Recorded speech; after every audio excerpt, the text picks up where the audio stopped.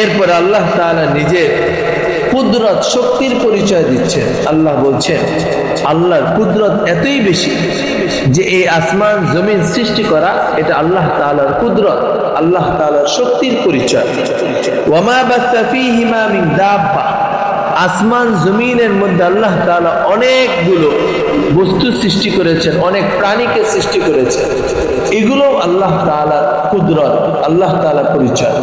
জমিনের মধ্যে আল্লাহ তাআলা মানুষ সৃষ্টি করেছেন, বিভিন্ন ধরনের প্রাণী জীব সৃষ্টি করেছেন। আসমানে আল্লাহ তাআলা ফেরেশতাদেরকে সৃষ্টি করেছেন। এগুলো সব আল্লাহ তাআলার কুদরত, আল্লাহ তাআলার শক্তির পরিচয় বহন করে।